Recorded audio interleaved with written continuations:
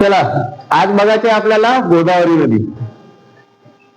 महाराष्ट्रामधली सर्वात प्रमुख नदी म्हणून गोदावरी नदीला ओळखले जाते. जवळपास महाराष्ट्राचा जो पठार आहे, कोणता पठार आहे महाराष्ट्रामध्ये? डेक्कनचं पठार, बरोबर. डेक्कन प्लॅट्यू आहे. त्या डेक्कन प्लॅट्यू वरून वाहणारी सर्वात मोठी जी नदी आहे महाराष्ट्रातली ती कोणती आहे? गोदावरी नदी आहे. गोदावरी नदी 49% जे पाणी आहे ना ते आपल्या महाराष्ट्राला देते. 49%. किती? 49%. 49% जो जलसिंचन आहे या गोदावरी नदीच्या खोऱ्यामध्ये जेवढ्या पण गाव किंवा शहर वसलेले आहे. आपला देश कोणता आहे? कृषी प्रधान देश आहे. आणि कृषी प्रधान देश असल्यामुळे शेतीला आपल्या देशामध्ये काय जास्त महत्व आहे. त्यामुळे ते जास्त महत्व प्राप्त करून देण्यासाठी सर्वात जास्त जी महत्वाची भूमिका बजावते आपल्या महाराष्ट्रामध्ये, तर ती कोणती नदी आहे? गोदावरी नदी. आता गोदावरी नदीचा जर आपण विचार केला तर गोदावरी नदीचा जो उगम आहे तो सह्याद्री पर्वतामधल्या ज्या ब्रह्मगिरी टेकड्या आहेत, ब्रह्मगिरी टेकड्यामधलं त्र्यंबकेश्वर नावाचं एक ठिकाण आहे, तिथनं गोदावरी नदीचा काय होतो? उगम होतो. आता जे त्र्यंबकेश्वर नावाचं जे ठिकाण आहे तिथे एक ज्योतिर्लिंग आहे. काय? ज्योतिर्लिंग. ज्योतिर्लिंग म्हणजे ते शंकरजीच्या पुढे असते, बरोबर, पिंड है ना. ते ज्योतिर्लिंग आहे. आणि असे महाराष्ट्रामध्ये 2च ज्योतिर्लिंग आहे. एक आहे इथे त्र्यंबकेश्वरला आणि दुसरा आहे भीमाशंकर इथे. तर इथे मग ज्योतिर्लिंग आहे, तर मग ज्योतिर्लिंगाचा काहीतरी एक सण किंवा एक उत्सव साजरा करायचा म्हणून नाही का 12 वर्षांमधून इथे एक कुंभमेळा आयोजित केला जाते. काय? कुंभमेळा. आपल्या देशामध्ये कुंभमेळे कुठे कुठे भरते हे तुम्हाला काढून आणायचं आहे उद्या. ठीक आहे. मी 2 सांगते तुम्हाला. एक प्रयागराज मध्ये झाला होता, उज्जैन मध्ये होते, बरोबर. बाकीचे जे आहे ते तुम्ही काढून आणायचे आहे. 12 ज्योतिर्लिंग आहे आपल्या देशामध्ये. किती? 12. ते 12 ज्योतिर्लिंग कुठं आहे त्याची एक लिस्ट पाहिजे मला. आणि त्याच्यानंतर कुंभमेळा कुठं कुठं भरते ते एक पाहिजे. ठीक आहे. म्हणजे जिथे 12 ज्योतिर्लिंग आहे तिथे कुंभमेळा भरायला पाहिजे, बरोबर. तर ते 12 ज्योतिर्लिंगाचं मला ठिकाण माहित पाहिजे उद्या. ठीक आहे. त्याच्यानंतर गोदावरी नदीचं जे वैशिष्ट्य आहे त्या वैशिष्ट्याबद्दल जर बोललं तर गोदावरी नदी ही जुनी नदी आहे खूप, म्हणून तिला वृद्ध गंगा या नावाने ओळखल्या जाते. जसं भारतामध्ये गंगा नदीचं महत्व आहे, गंगा जी पवित्र नदी आहे, त्याच प्रकारे महाराष्ट्रामध्ये कोणाचं आहे? गोदावरीचं महत्व आहे. म्हणून तिला वृद्ध गंगा किंवा दक्षिण गंगा, कारण की दक्षिण जो भाग आहे तो दक्षिण भाग पूर्ण सुपीक करण्याचं काम कोण करते? गोदावरी नदी. महाराष्ट्रामधून उगम पावलेली नदी 4 राज्यामधून वाहत जाऊन नाही का बंगालच्या उपसागराला मिळते. तर जो दक्षिणेकडला पूर्ण भाग आहे भारताचा, त्या भारताला सुपीक बनवण्याचं किंवा जलसिंचनाचे साधन अवेलेबल करून देण्याचं काम कोण करते? गोदावरी नदी. म्हणून तिला म्हणते भारताची दक्षिण गंगा. गंगा नदीवरून वाहते तिकडे उत्तरेकडनं, आणि उत्तरेकडनं हिमालयाचा पायथ्याच्या शेजारचा संपूर्ण भाग तो सुपीक करते. त्याच्यामुळे तिला मेन गंगा म्हणते आणि हिला काय म्हणते? दक्षिण गंगा.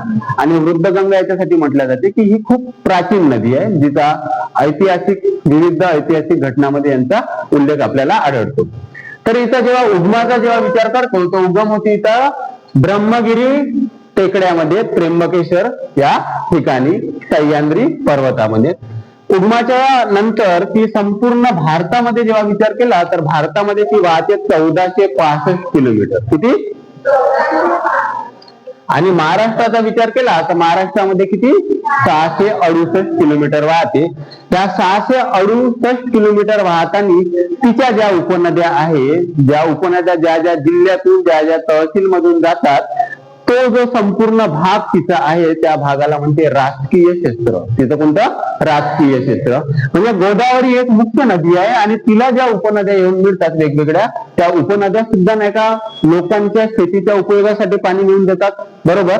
त्याच्यामुळे त्याच्या उपनद्या विविध त्याच्यामध्ये जिल्ह्यामध्ये आणि विविध तहसीलमध्ये किंवा गावामध्ये पसरलेल्या आहेत. तर जेव्हा आपण तिच्या खालच्या तीरावरच्या पहिल्या उपनद्याचा जेव्हा विचार करतो तर सर्वात आधी ती जाताना तिला सर्वात पहिली जी तिची उपनदी मिळते तिचं नाव आहे दारणा. कोणती? दारणा. मग दारणा नदी तिला मिळते. तर दारणा नदीचा जो उगम आहे तो कुठनं होतो? तर तो होतो कलगंडा या ठिकाणावरून होतो. कुठून? कलगंडा. कलगंडा या ठिकाणावरून सर्वात आधी कोणत्या नदीचा उगम झाला? दारणा नदीचा. याच गोदावरी नदीवर आपल्या देशातील सर्वात जुनं जे मातीचं धरण आहे ते आहे, त्याचं नाव आहे गंगापूर. काय?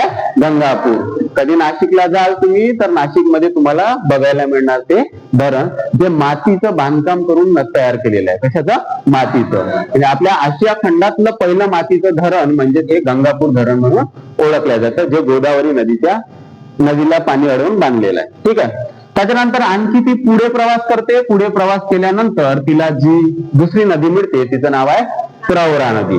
प्रवरा नदीचा जो उगम आहे तो होते अकोले या ठिकाणी. कुठे होते? अकोले या ठिकाणी. जसं आपण उगम स्थळ बघत आहोत तसं त्यांचं गोदावरी नदीला ती कुठे मिळते ते पण सोबत सोबत बघत जाऊ. ठीक आहे. सर्वात आधी पहिली आहे दारणा. दारणाचा जो उगम आहे तो होतो कलगंडा इथे. ती ज्या ठिकाणी गोदावरी नदीला मिळते ते ठिकाण आहे सायखेडा. कोणता? सायखेडा. त्याच्यानंतर पुढे गेल्यानंतर तिला खालच्या तीरावरून तिची दुसरी उपनदी मिळते, तिचं नाव आहे प्रवरा. प्रवराचं जे उगमस्थळ आहे ते आहे अकोले, आणि प्रवरा जी आहे ती गोदावरी नदीला मिळते टोडे या ठिकाणी. कुठे? टोडे. त्याच्यानंतर आणखी तिचा प्रवास पुढे वाढतो आणि पुढे वळल्यानंतर तिची एक इम्पॉर्टंट नदी आहे जी बीड जिल्ह्यामधून वाहते, तिचं नाव आहे सिंदफणा, आणि सिंदफणाची एक वितरिका आहे तिचं नाव आहे कुंडलिका. त्या सिंदफणाचा जो उगम आहे तो चिंचोली या ठिकाणावरून होतो. कुठला? चिंचोली. आणि ती गोदावरी नदीला मिळते मंजरत या ठिकाणी. कुठे? मंजरत. वारंवार एमपीएससी असो, युपीएससी असो, सरळ सेवा असो, यांच्या उगमाचं किंवा यांनी कोणत्या नदीला कुठे मिळते याच्यावर प्रश्न आलेले आहे, म्हणून हा काळजीपूर्वक आपल्याला हा पोर्शन बघायचा आहे. ठीक आहे. त्याच्यानंतर पुढे प्रवास केल्यानंतर तिला तिची एक अजून उपनदी मिळते, तिचं नाव आहे बिंदुसरा. काय आहे? बिंदुसरा. बिंदुसरा ज्या ठिकाणी मिळते त्या ठिकाणाचं नाव मी बघितलं पण मला सर्च मध्ये भेटलं नाही. ठीक आहे. ते बघू आणि मी सांगतोच तुम्हाला नंतर. त्याच्यानंतर पुढे गेल्यानंतर तिला एक नदी मिळते तिचं नाव आहे सरस्वती. सरस्वती नदी अजून एका नदीची उपनदी आहे. कोणत्या नदीची आहे? भीमा नदीची आहे. 5 नद्या मिळून बनते भीमा नदीचा, त्याला पंचगंगा म्हणून ओळखलं जातं. माहित आहे? त्याच्यामध्ये पण तुळशी, भोगावती, काय कुंभी, कासरी आणि सरस्वती अशा 5 नद्या संघ आपल्याला तिकडे बघायला मिळतं. ही सरस्वती वेगळी आहे, ती वेगळी आहे. त्याच्यानंतर आणखी तिचा प्रवास पुढे जातो आणि तिची जी अशी फिरलेली जी नदी आहे तिचं नाव आहे मांजरा. बाकी सर्व नद्या तुम्हाला सरळ सरळ दिसणार, पण मांजरा नदी माहिती आहे का? यू टर्न घेणारी नदी आहे एकच गोदावरीची, जी यू टर्न घेते. ठीक आहे.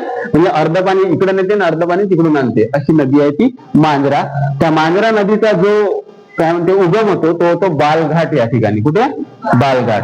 बालघाटच्या एक प्रसिद्ध आपण हरिश्चंद्र बालघाट रेंज पाहिली ना, त्याच्यामधला जो बालघाट ठिकाण आहे तिथे होतो, आणि ती गोदावरी नदीला मिळते कुंडलवाडी इथे. कुठे?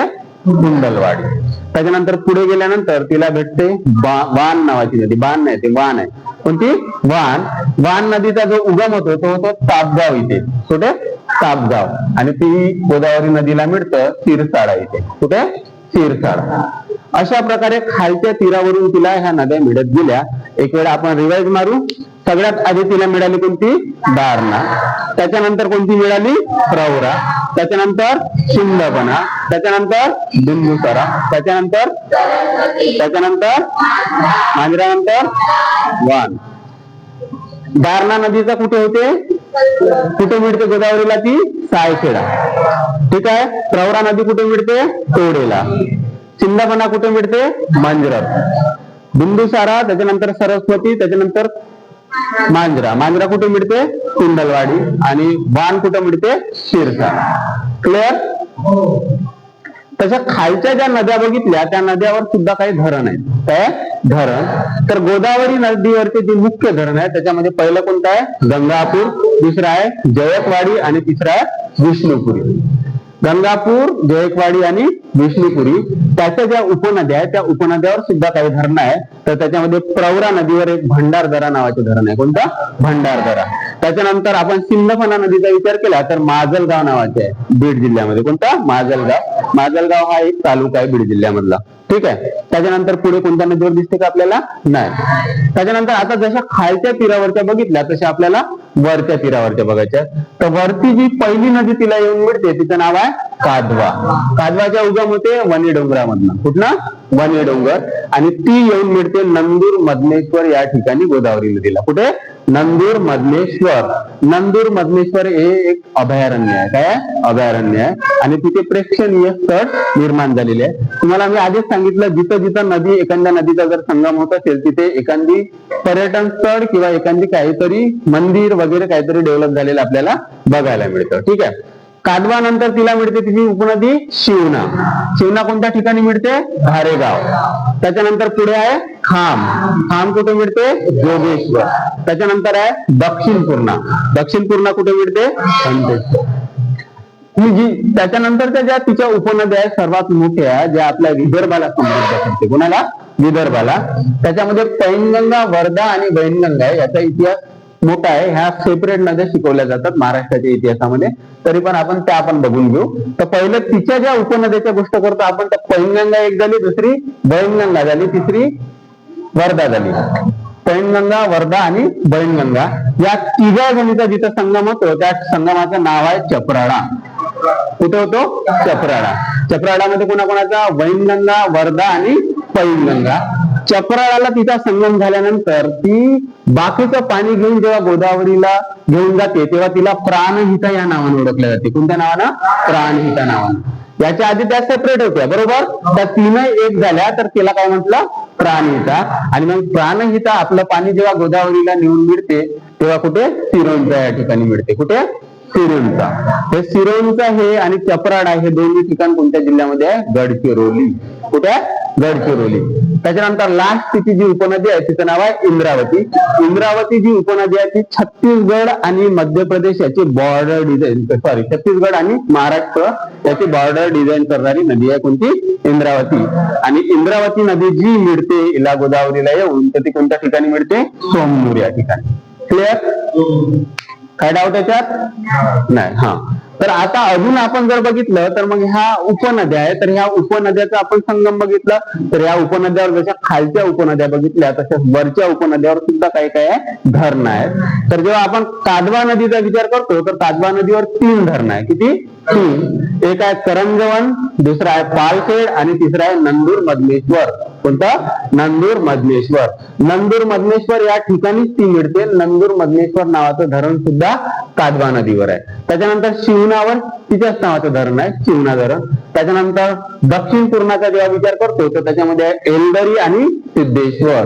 सिद्धेश्वर मध्ये एक प्रसिद्ध मंदिर सुद्धा आहे. एलदरी आणि सिद्धेश्वर. त्याच्यानंतर इकडल्या नद्यावर तेवढे धरणं बघायला मिळत नाही पण इरई डॅम आपल्याला बघायला मिळतं. कोणत्या नदीवर? वर्धा नदीवर. इरई डॅम चंद्रपूर जिल्ह्यामध्ये आहे. कुठे आहे? चंद्रपूर. ताडोबा अंधारे व्याघ्र प्रकल्प जो आहे ना तो याच नदीच्या याच्यामध्ये येते. वैनगंगा नदी तुम्हाला मी दाखवली होती आपण गेलो होतो रावणवाडीला तेव्हा. ठीक आहे? ती होती वैनगंगा नदी. आता याच्या उपनद्याच्या जेव्हा गोष्ट करतो तर जेव्हा आपण पैनगंगा नदीची गोष्ट करतो तर पैनगंगा जी नदी आहे ती पैनगंगा नदी अजिंठा डोंगर रांगेमध्ये उगम पावते. कुठे? अजिंठा डोंगर. अजिंठा डोंगर रांगेमधून उगम पावल्यानंतर ती इकडे आपला पुढचा प्रवास जेव्हा करते तर तेव्हा तिला इकडल्या तीरावरून फक्त एकच नदी भेटते. तिचं नाव आहे कायधू. काय? कायधू. आणि वरच्या जर उपनद्याचा तिचा विचार केला तर एक आहे पूस, दुसरी आहे अरुणावती, तिसरी आहे वाघाडी, चौथी आहे खुली आणि पाचवी आहे विपला. कोणती आहे? विपला. त्याच्यानंतर ती पुढे येते आणि इकडनं बैतूल मधून नाही का एक नदीचा उगम होतो. त्या बैतूल नदी मधून जो म्हणजे बैतूल जे काय डिस्ट्रिक्ट आहे कुठली? एमपी मधली तिथनं होते वर्धा नदीचा उगम. कोणाच्या? वर्धा. वर्धा इकडनं पाणी आणते आणि पैनगंगा इकडनं पाणी आणते. तर वर्धाला इकडल्या तीरावरून तिची पहिली एक उपनदी मिळते तिचं नाव आहे बेंबडा. ठीक आहे? आणि इकडल्या बाजूने बघितलं तर एक आहे वेण्णा आणि दुसरी आहे इरई. मग या दोघांचा इथे संगम होते आणि मग ह्या दोन एक होते. त्याच्यानंतर ती अजून थोडी पुढे येते आणि तिकडनं मैकल टेकड्यामधून उगम पावणारी वैनगंगा नदी हिला येऊन इथे चपराडा या ठिकाणी मिळते. तर वैनगंगा नदीच्या सुद्धा काही उपनद्या आहेत. इकडे आहे बावनथडी, दुसरी आहे कन्नान, तिसरी आहे मूल. इकडल्या बाजून जर बघितलं तर एक आहे वाघ, दुसरी आहे चुलबंद, तिसरी आहे गाढवी, चौथी खोब्रागडी आणि त्याच्यानंतर पोटफोडी. ठीक आहे. मग ह्या तीनही नद्याचा जो संगम होतो तो होतो चपराडा इथे गडचिरोली जिल्ह्यामध्ये. मग तीनही नद्याचा संगम झाल्यानंतर ती गोदावरीला येऊन मिळते. तर तेव्हा तिला प्राणहिता या नावानं ओळखलं जाते. कोणत्या? प्राणहिता या नावानं. आणि ते सिरोंचा या ठिकाणी गोदावरी नदीला मिळते. जेव्हा आपण इकडे बघितलं पैनगंगा नदी, तर पैनगंगा नदीचा जो प्रवाह आहे तो आहे 495 किलोमीटर आपल्या महाराष्ट्रामध्ये. त्याच्यानंतर वर्धा नदीचा जेव्हा प्रवाहाची गोष्ट करतो तर वर्धा नदी जी वाहते ते 455 किलोमीटर वाहते. किती? 455. त्याच्यानंतर वैनगंगा जी नदी आहे ती वैनगंगा नदी वाहते 295. तिने याच्या साम्य आहे. इकडे 95 आहे, तिकडे 95 आहे, इकडे 55 आहे. बरोबर. फक्त एवढंच लक्षात ठेवायचं आहे तुम्हाला, 4 कुठं लावायचे आहे आणि 2 कुठं लावायचे आहे. कळलं? तर अशा प्रकारे संपूर्ण ही गोदावरी नदी आपल्याला बघायला मिळते. त्याच्यानंतर आपल्या जगाचा जर विचार केला तर जगामधली सर्वात मोठी जी नदी आहे तिचं नाव काय आहे? नाईल नदी. बरोबर. आणि खोऱ्याच्या बाबतीमध्ये जर चवडीचा विचार केला तर ती आहे अमेझॉन नदी. या संपूर्ण जगामध्ये गोदावरीचा नंबर कितवा लागतो? तर तो लागतो 92वा. कितवा? 92. म्हणजे गोदावरीपेक्षा 91 नद्या मोठ्या आहे, समजून चला. किती? 91 नद्या. ठीक आहे. कळलं? याच्यामधला काही पोर्शन तुम्हाला स्किप झालेला दिसते का? त्याच्यानंतर मग इकडनं ती इकडे आल्यानंतर मग जेव्हा ती आपल्या मोहाना म्हणजेच माहिती आहे का, समुद्राला मिळण्याची जी स्थिती असते ना, समुद्राला मिळण्याच्या स्थितीमध्ये तिचे 2 भागामध्ये विभाजन होते. किती? 2 भागामध्ये. एक जी तिची भाग आहे तिचं नाव आहे गौतमी आणि दुसरं जे भाग आहे तिचं नाव आहे वैशिष्टी. आणि मग ते राजमहेंद्री टेकड्यापासून 2 भागामध्ये वेगळी झाल्यानंतर ती बंगालच्या उपसागरामध्ये जाऊन मिळते. वे ऑफ बेंगॉल मध्ये जाऊन. कुठे मिळते? Way of Bengal. याच्या आधी आपण ज्या 2 उपनद्या बघितल्या किंवा 2 नद्या बघितल्या, जशी नर्मदा बघितली, तापी आणि पूर्णा, ती कोणत्या याला मिळत होती? अरबियन सीला. बरोबर. आणि ही नदी कुठे मिळते? Way of Bengal. आता इथे तुम्हाला आहे ही जी नदी आहे ही पूर्वेकडून नाही का उतरती दिसत आहे दक्षिणेकडे. बरोबर. पण तुम्हाला जर महाराष्ट्राच्या याच्यामध्ये जर प्रश्न विचारला की वर्धा नदीचा जो आहे किंवा वैनगंगा नदीचा जो उतार आहे तो कसा आहे? उभा आहे. ह्या दक्षिणेकडे वाहणाऱ्या नद्या झाल्या. कळत आहे का? या कोणाकडे वाहत आहे? दक्षिणेकडे. उभ्या वाहत आहे ना. आणि ही कशी वाहत आहे? आडवी. पूर्वेकडे. पूर्व दक्षिण बाजूनं. बरोबर. तर हे समजून घ्यायचं. क्वेश्चन कसे पण विचारतात फसवून सेंटेन्स. बरोबर. तुम्हाला असं सांगेन की पैनगंगा नदी पूर्वेकडे वाहणारी आहे, वर्धा नदी पूर्वेकडे वाहणारी आहे. तशी नाही आहे, ती नॉर्थ ईस्ट वाहत आहे. बरोबर. हे पण लक्षात घ्यायचं. आता ही जेव्हा इथनं उगमस्थळापासून तर वे ऑफ बेंगॉल पर्यंत जेव्हापर्यंत पोहोचते तर तेव्हा कोणत्या कोणत्या राज्यामधून जाते हा सुद्धा महत्वाचा भाग आहे. बरोबर. तर हे कोणते कोणते राज्य त्या डिस्कवर करतात? तर सगळ्यात आधी तिचा उगम झाला. कुठे झाला उगम? महाराष्ट्रामध्ये. बरोबर. महाराष्ट्रामधून ती गेली छत्तीसगड मध्ये. कुठे गेली? छत्तीसगड. छत्तीसगड मधून जाते ती तेलंगणामध्ये. कुठे जाते? तेलंगणामध्ये. आणि तेलंगणामधून जाते ते आंध्र प्रदेश मध्ये. कुठे? आंध्र प्रदेश. आणि आंध्र प्रदेश मधून ती ओडिसा मधून घुसते अंदर. किती? ओडिसा. किती राज्य झाले? 5.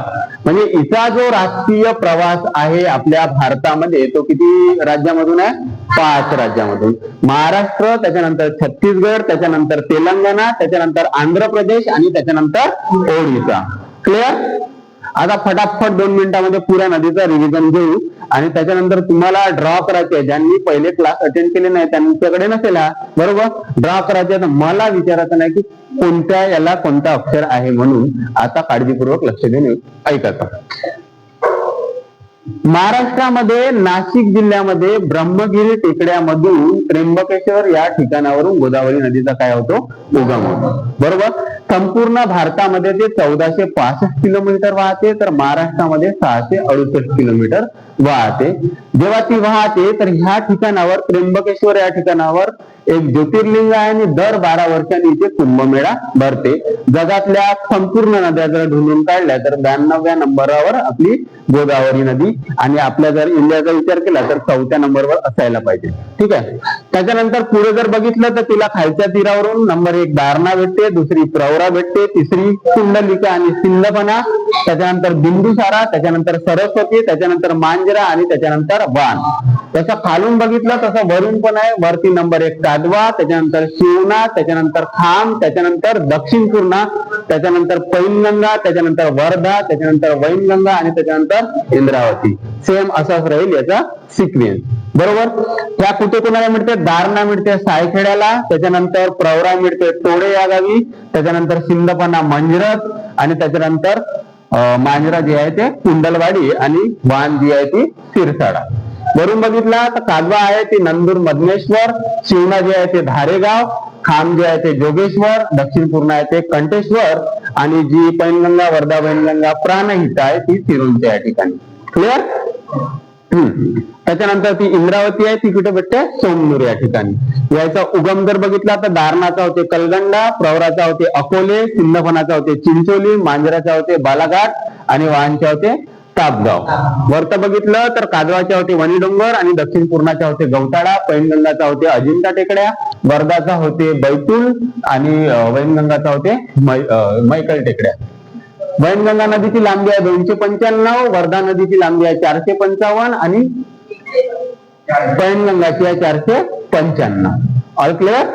त्याच्यावर धरणाचा विचार केला तर खाली बघितलं तर प्रवरा नदीवर भंडारदरा आहे, त्याच्यानंतर सिंधफणावर माजलगाव आहे, त्याच्यानंतर कुठं आहे गोदावरी नदीवरती जर धरणं बघितले तर नंबर 1 आहे गंगापूर, दुसरा आहे जयकवाडी आणि तिसरा आहे विष्णुपुरी.